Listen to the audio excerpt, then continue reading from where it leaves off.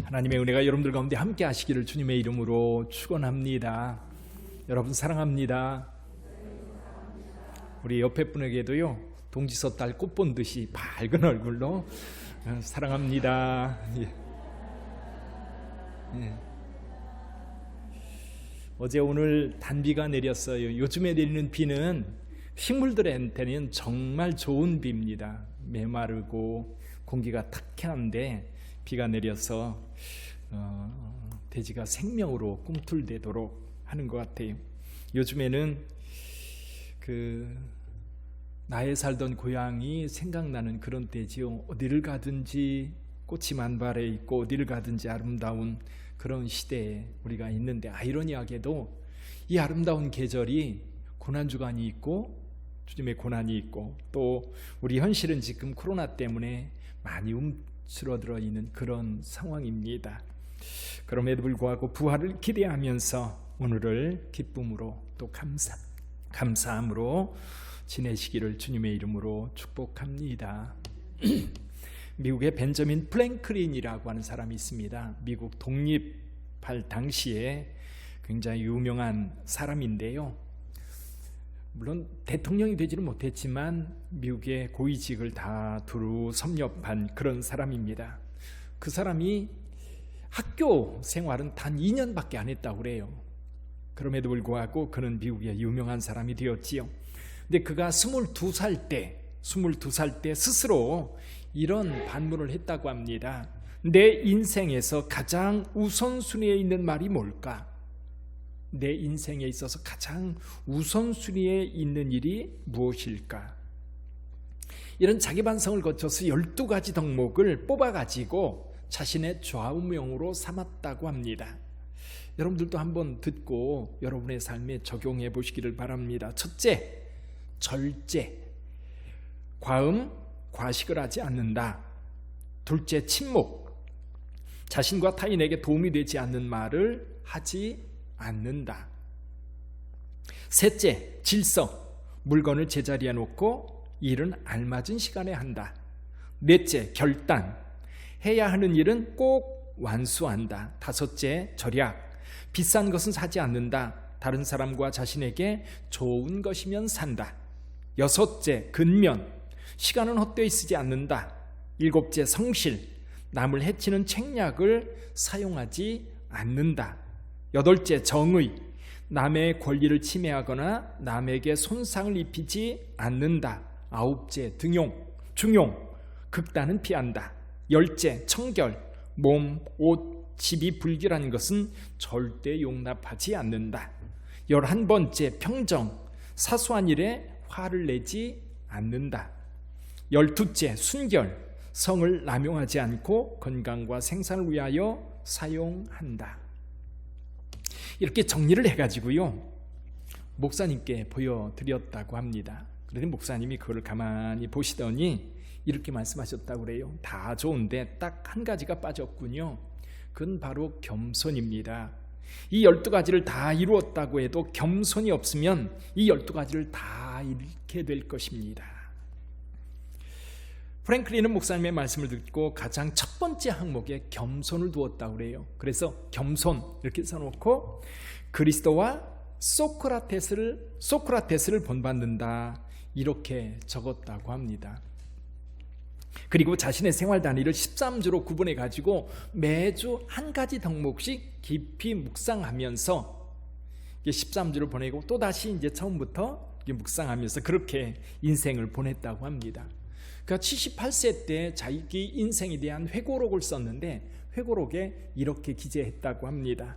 완벽의 경지에는 오르지 못했으나 노력하였던 덕택에 좀 더 선량하고 행복한 사람이 될 수 있었습니다.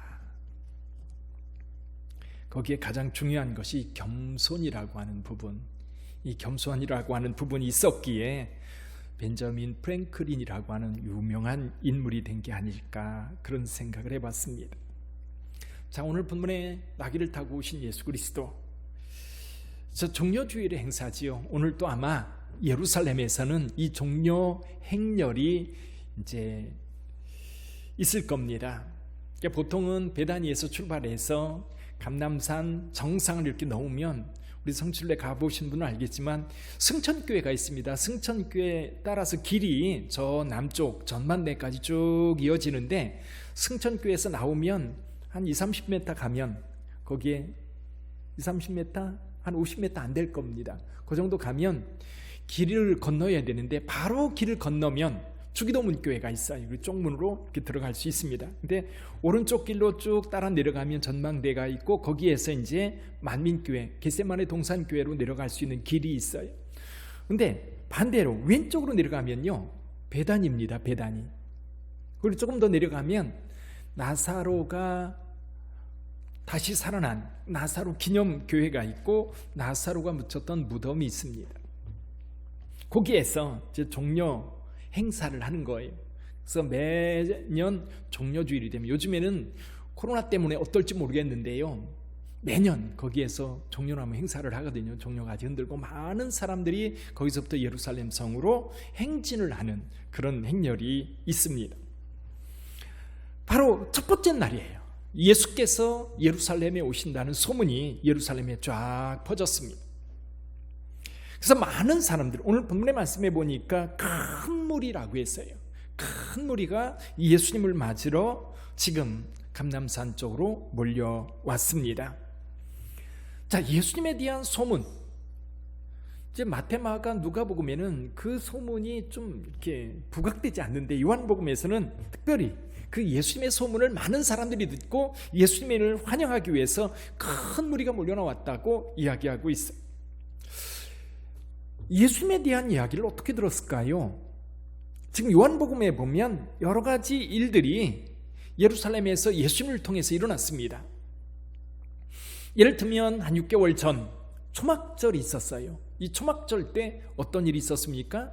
원래 초막절 때 나사렛에서 그런 일이 있었지요. 예수님의 형제들이, 형, 뭔가 하기를 원하는 사람 치고 이렇게 시골에 숨어 있는 사람 없어, 이번 명절에 예루살렘에 같이 올라가지. 그랬더니 예수님께서 뭐라고 말씀하셔요? 또 안 가. 그랬더니 형제들이 그냥 먼저 갔습니다. 그리고 명절 중간쯤 됐을 때 예수님께 오셔서 예루살렘에서 가르치십니다. 그리고 마지막 날, 큰 날이라고 그랬어요. 이 날이 무슨 날이냐면 물축제가 있는 날인데, 이제 그 샘에서, 기온샘에서 물을 길어서 제사장을 따라서 많은 사람들이 따라 올라가 성전에서 그 물축제를 하는 그 날이거든요.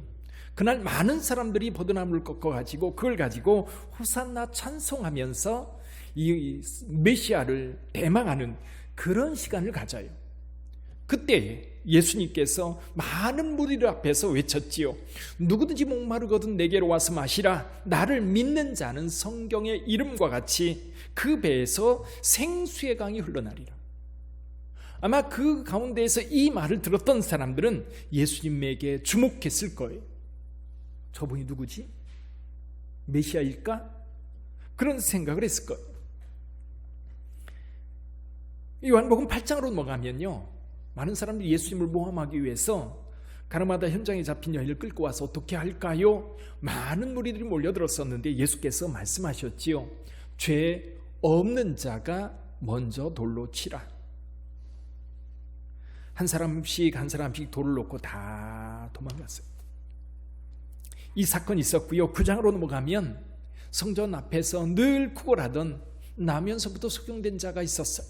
예루살렘을 한 번이라도 방문한 사람이라면 이 맹인을 봤을 것. 소위 말해서 유명인사인 거예요. 모르는 사람이 없는 거예요. 그런데 예수님께서 그 사람에게 진흙을 이겨 눈에 붙여주고 실로암 못에 가서 씻으라. 가서 씻었더니 보게 된 것입니다. 그래서 이 맹인이 얼마나 소란을 피우고 난리를 쳤는지 예루살렘에 모르는 사람이 없을 정도로 이 사건에 대해서 집중을 했었어요. 그게 누구냐라는 거지요. 나중에 이 맹인이 그분이 바로 예수님이라는 사실을 알고 예수를 붙잡고 그에게 경배하기도 했어요. 그리고 오늘 본문의 말씀 바로 앞에 어떤 일이 있었어요? 베다니에서 죽은 나사로를 살리는 사건. 그래서 죽은 나사로, 살아난 나사로를 보기 위해서 예루살렘 사람들이 많이 와서 그 집에 와서 죽었던 나사로를 보고자 했던 겁니다. 물론 반대 이야기도 있어요. 나사로도 죽이고 예수님도 죽이려고 하는 사람들의 음모도 있었지만 어쨌거나 예수님에 대한 소문은 예루살렘에, 그리고 예루살렘 방문하는 모든 사람들에게 관심의 초점이 되었던 겁니다. 자, 그 예수님께서 이제 유월절을 앞두고 예루살렘에 오신다는 거예요. 그래서 사람들이 저마다 종려나무 가지를 꺾어가지고 손에 들고 예수님을 맞으러 가서 외칩니다. 호산나 찬송하리로다. 여기 이렇게 말씀합니다. 주의 이름으로 오시는 이 이스라엘의 왕이시. 호산나가 무슨 뜻이죠? 호산나. 시편 118편 25, 26절에 보면 이렇게 말씀하고 있어요. 여호와여 이제 구원하소서. 여호와여 이제 구원하소서. 그 말씀이에요. 그러니까 호산나를 외친다는 얘기는 뭐냐면 그들이 메시아를 간절히 소망하고 있고 그 메시아가 지금 와서 우리를 구원해달라고 하는. 근데 사실은 이 호산나를 외치는 이 축제는 초막절에 이루어지는 축제예요. 초막절 물축제 때 많은 사람들이 이제 그 제단을 돌면서 호산나를 외쳤던 겁니다. 근데 지금 예수께서 예루살렘에 오시는 이 시간에 예수님을 맞이하면서 호산나를 외치는 거예요. 그러니까 예수님이 지금 메시아로 지금 예루살렘에 오고 있다고 그들은 확신했고 생각하고 외쳤던 거지. 자, 그렇다면 오늘 이 이야기가 오늘 저와 여러분들에게 어떤 의미가 있을까요? 그리고 이걸 우리 삶에 어떻게 적용해 볼 수 있을까요? 우선 예수님이 누군가 한번 생각해 보세요. 예수님이 누굴까? 여기서 이 이야기를 통해서 말씀하고 있는 예수님의 모습, 첫 번째는요, 평화의 왕이라는 겁니다. 분명 예수님은 왕이세요. 왕으로 오셨어. 그런데 그 왕은 단순히 이 왕이라고 한다면 권세가 있고요, 또 군사력이 있고요, 통치력이 있고요, 능력이 있어서 많은 사람들의 지지를 받으면서 큰 권세로 백성들을 다스리고 백성들을 보호하고 백성들을 지켜주는 것이 왕의 모습일 것.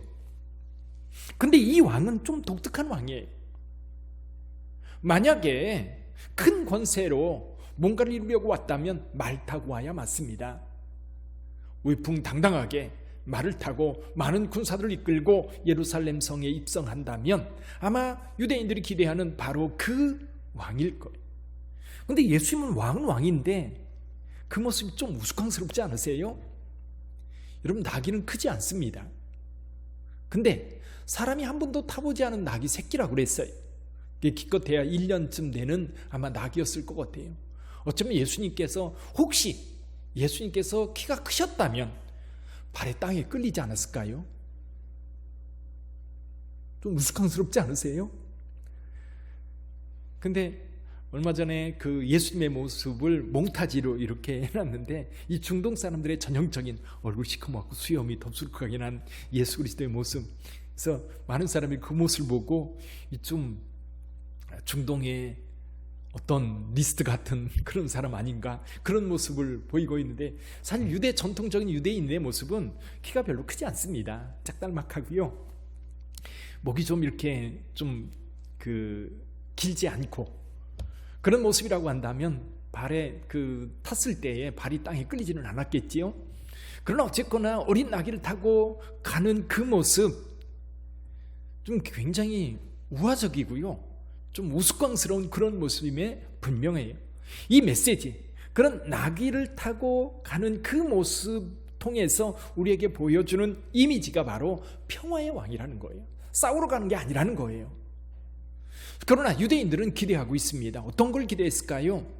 여러분, 알렉산더라고 하는 유명한 사람 아시죠? 마케도니아에서 필립의 아들로 태어나서 20살에 왕이 된 사람입니다. 20살에 왕이 돼가지고요, 이쪽 아가야 지역, 그러니까 아테네라든지 고린도라든지 이런 델피라든지 이런 도시국가에서는 이 마케도니아를요 야만인으로 보고 있었어요.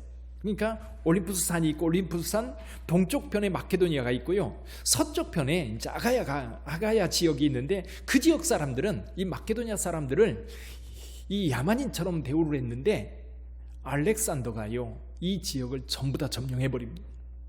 그리고 나서 그때 당시 최고의 제국이었던 페르시아, 이전에 페르시아가 3번씩이나 이 헬라 지역, 마케도니아 지역을 침범한 적이 있거든요. 이 페르시아를 점령하기 위해서 원정을 떠납니다. 그리고 이 다리오와 전쟁을 벌였는데 전쟁에서 크게 승리를 하죠. 다리오는 도망가고요. 쫓아가서 다리오를 잡기 전에 이 페르시아 그 메소포타미아 지역으로 가지 않고 남쪽으로 내려와서 애굽에 내려갑니다. 애굽을 점령하고 애굽에 알렉산드리아라고 하는 유명한 도시 건설을 명하고 다시 이 페르시아로 가서 인도까지 간 그런 사람이죠. 이 사람이요, 죽을 때 자식이 없었어요. 그래서 이 다니엘서에 의하면 그 땅이 자녀에게도 돌아가지 않을 것이요, 이렇게 얘기를 하고 있어요. 그래서 자녀가 없어서 이 후계자를 세우지를 않습니다. 그리고 그냥 죽어요. 그래서 알렉산더의 장수 4사람이 나라를 넷으로 나누어 갖게 됩니다. 이 마케도니아 지역 본국 카산드라라고 하는 사람이 차지하게 되는데, 이 카산드라는 이 알렉산더의 누이하고 결혼을 해요. 그 누이 이름이 데살로니가입니다. 데살로니가 어디서 많이 들어보셨지요? 마케도니아 수도가 데살로니가거든요. 이 카산드라가 데살로니가라고 하는 도시를 건설하면서 자기 와이프의 이름을 따서 이름을 데살로니가로 지었던 겁니다. 그리고 소아시아 지역 리지마쿠스가 셀루커스라고 하는 사람이 메소포타미아 지역을, 그리고 프톨레미라고 하는 사람이 이제 이집트 지역을 차지하게 되지요. 기원전 200년까지만 해도 이 남쪽에 있는 프톨레미 왕조가 이스라엘 지역을 지배하고 있었어요. 근데 후대로 지나가면서 역전됩니다. 그래서 이 시리아 지역을 차지하고 있던 셀루커스 왕조가 기원전 200년경에 이스라엘 지역을 점령합니다. 그런데요, 이때 좀 이상한 사람이 하나 나타나요. 그게 누구냐면 안티오코스 에피파네스 4세라고 하는 사람인데, 이 사람에 대해서 다니엘서에서는요, 비천한 자라고 표현을 하고 있어요. 비천한 자. 원래 왕이 될 사람이 아니거든요. 자기 형님이 왕이었었는데 조카에게 왕위가 물려져야 되는데 그 형님이 죽고 나서 이 조카를 죽이고, 세조처럼요, 죽이고 자기가 왕이 돼요. 근데 이 사람이 어디에 관심이 집중되어 있느냐면 헬라화. 이 사람이 한번 애굽에 내려갔다가 애굽을 점령하려고 갔다가 패하고 돌아오면서 예루살렘을 완전히 초토화시켜요. 그리고 본국으로 돌아가서 이제 부하장수를 보내가지고 예루살렘을 헬라 도시로 만들려고 해요. 헬라 도시로 만들려고 하니까 걸리는 게 몇 가지가 있어요. 그 중에 한 가지가 뭐냐면 모세의 율법이에요. 모세의 율법을 철저하게 파괴시켜요. 모세의 율법을 지키는 자들은 사형에 처했어요. 예를 들면 아들을 낳으면 8일 만에 할례를 하잖아요. 할례를 해가는 사람이 있으면 그 어머니도 그 아들도 다 죽였던 겁니다. 거기에다가 예루살렘 성전 마당에 있는 제단터에다가 제우스 신상을 세워놓고 거기에다가 돼지를 잡아가지고 제사를 드립니다. 이건 유대인들을 모독해도 정말 모독하는 거거든요. 그래서 그 성전에 가증한 것이 선다라고 말씀하고 있는데, 다니엘서 10장에 보면 이 가증한 것이 바로 그거예요. 제우스 신상이 섰어요. 그러기 얼마 전에 이 마따디아라고 하는 제사장이 더 이상 예루살렘에 머물지 않고 시골로 내려갑니다. 거기가 모디안이라고 하는 곳이거든요.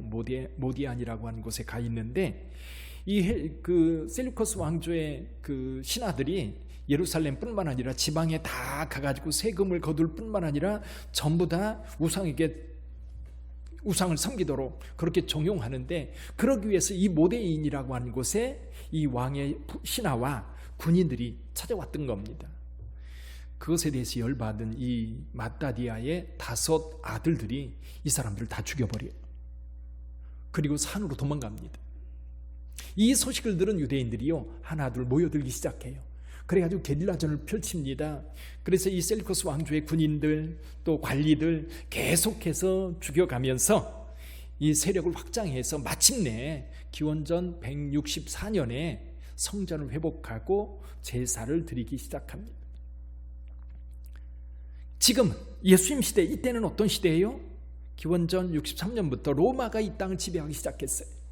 근데 시간이 갈수록 이 로마의 압제가 더욱 힘들게 만들고 피곤하게 만들고 지치게 만드는 것. 그래서 더욱 메시아에 대한 간절함이 유대인들에게 있었는데, 아마 이 유대인들은 이 마카비라고 하는 이 형제들과 같은 그런 메시아가 나타나서 로마를 물리치고 독립국가를 세우기를 간절히 소원했던 겁니다. 지금 예수께서 오시는데 유대인들 대부분은 좀 이 로마 군인들과 싸워가지고 맞짱 떠서 좀 하나님의 능력으로 승리해서 이 나라가 더 이상 억압받지 않는, 정말로 하나님 앞에 자유롭게 하나님을 예배하고 자유롭게 하나님을 찬송할 수 있는 그런 백성이 되기를 간절히 소원했던 겁니다. 근데 그런 기대와는 전혀 다르게 예수님은 나귀 타고 오시는 거. 나귀 타고 와가지고 어떻게 로마 군인들하고 전쟁을 할 수 있겠어요? 물론 나중에 예수님 이 시대보다 한 40년 뒤쯤에 진짜로 유대인들이 반란을 일으켜요. 로마하고 정말 맞짱을 뜨는데 완전히 파괴되고 완전히 이제 유대인가 멸망을 당하고 더 이상 유대 민족들이 유대 땅에 살지 못하는 그런 일이 벌어지고 맙니다.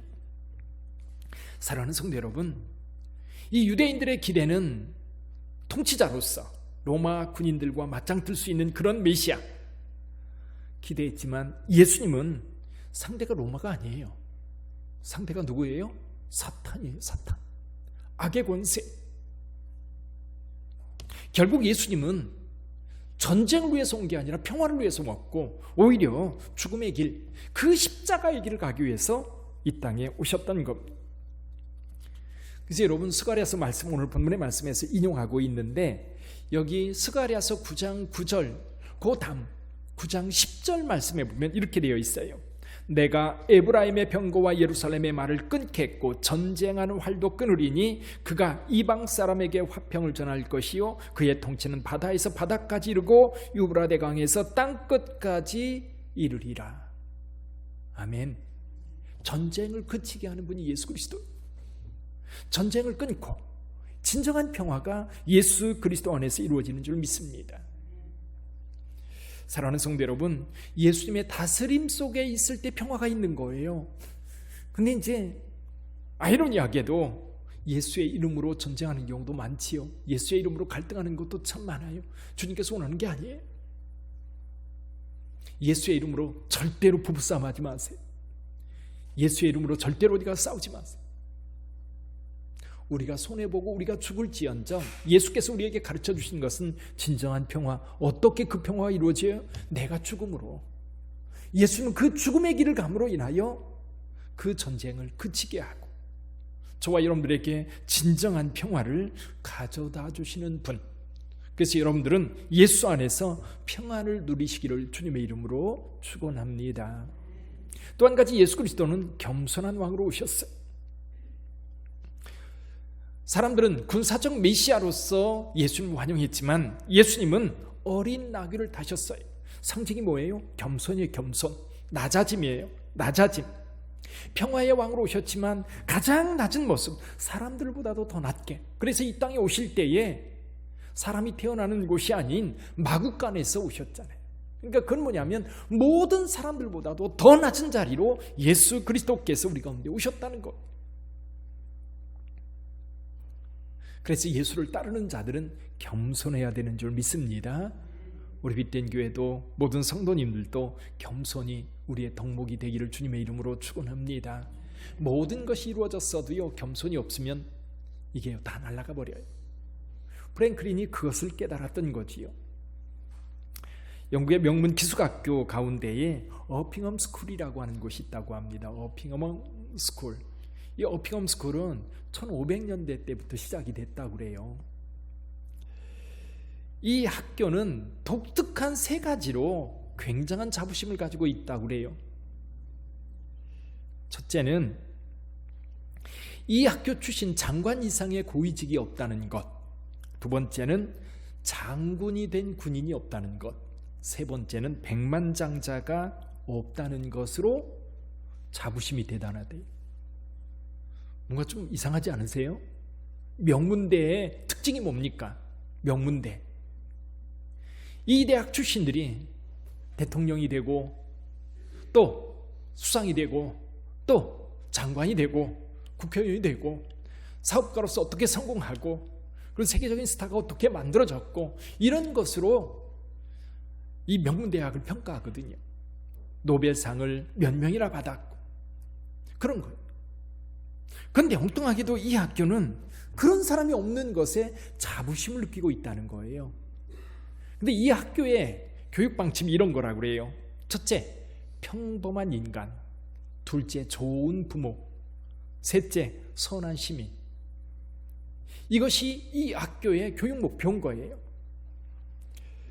그러다 보니까 출세주의를 멀리하고 성실한 인간을 존중하다 보니 고관과 재벌들이 없다는 겁니다. 뿐만 아니라 더 높이 신분이 상승하기 위해서 고자질하거나 남의 이목을 끌려고 혈안이 되지 않는다는 겁니다. 출세하기 위해서 남을 배신하거나 모략을 쓰거나 그러지 않는다는 겁니다. 이런 교육 목표로 인하여서 이 학교 출신들은 다른 학교 졸업생보다 더 성실한 일꾼으로 인정받는다고 그래요. 우리나라도 기독교 정신으로 이런 비슷한 이념을 가지고 있는 학교가 있지요. 저와 여러분들이 예수님을 믿으면서 예수님께서 우리에게 겸손을 보여주셨다면 우리의 삶이 끝까지 겸손으로 이어질 수 있기를 주님의 이름으로 축원합니다. 한 가지 더 본문의 말씀을 통해서 본다면 이런 것 같아요. 예수님은 많은 인파들이 환영을 할 때 여러분들이 그 중심에 있다면 어땠을까요? 엊그제 텔레비전의 어떤 프로그램에 BTS 멤버들이 이렇게 인터뷰하는 장면이 나왔어요. BTS. 이게 처음에 너무너무 힘들어서 이 그룹을 해체할까도 생각했는데 어찌어찌 꾸려갔다는 거예요.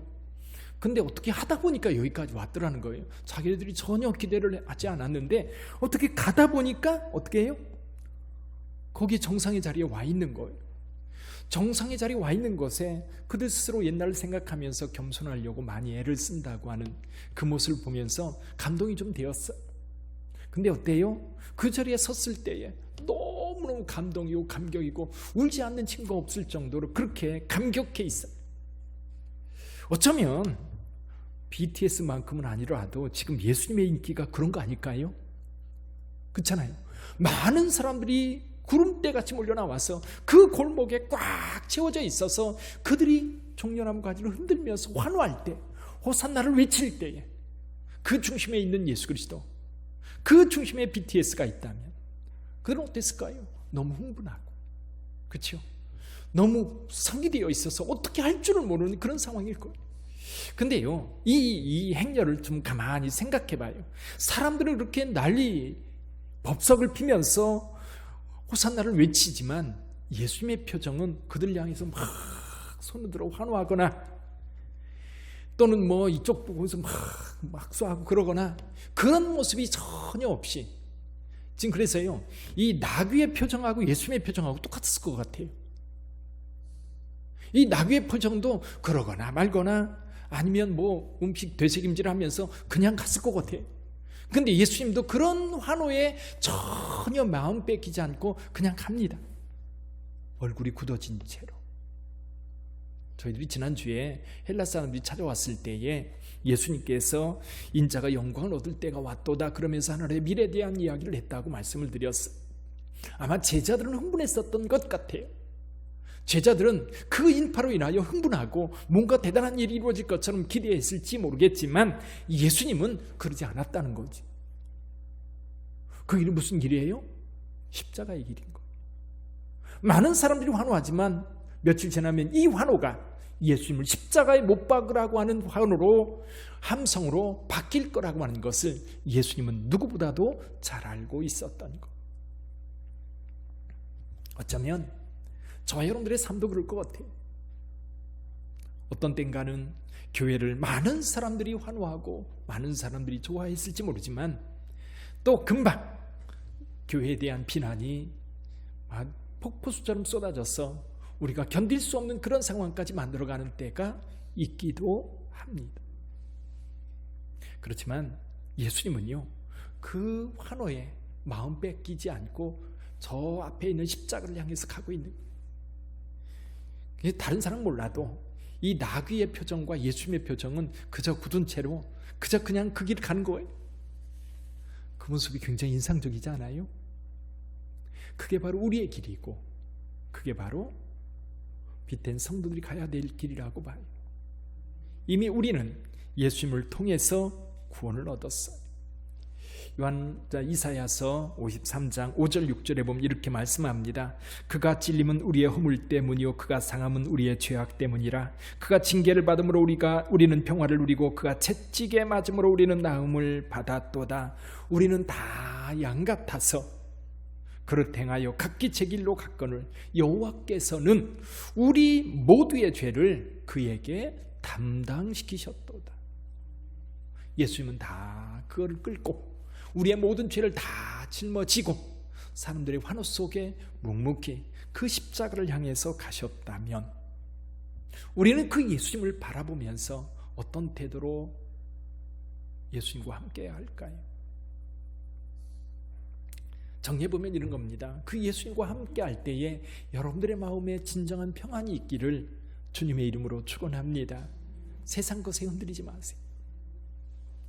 흔들리지 말고 그 평화를 안고 겸손하게 주님과 함께하는 여러분 되시기를 주님의 이름으로 축원합니다. 우리는 빛된 성도들이에요. 세상에 빛이 되어야 됩니다. 빛이 되려면요 그냥 빛이 되지 않아요. 빛은 에너지가 태워질 때 빛이 되는 거예요. 그리고 우리가 빛이 되기 위해서는 겸손해야 됩니다. 오히려 겸손한 태도로 세상을 향해서 나아갈 때에 그리고 세상에 그리스도의 향기를 그리스도의 빛을 증거하려 할 때에 주님처럼 올곧게 예수께서 가셨던 그 길을 따라가면 거기를 통해서 주의 빛이 세상에 비추어지는 줄 믿습니다. 기도하겠습니다.